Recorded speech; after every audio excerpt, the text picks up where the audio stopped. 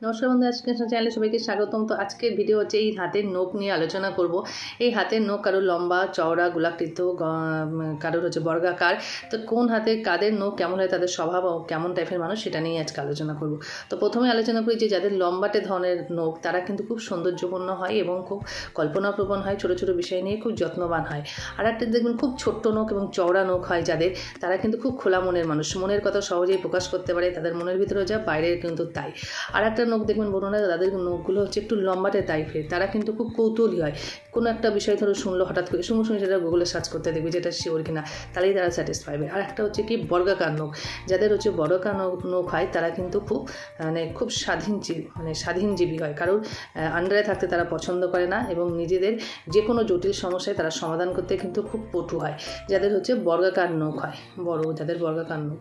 তো এই ছিল 4 ধরনের নখের বিচার। নমস্কার বন্ধু, ধন্যবাদ।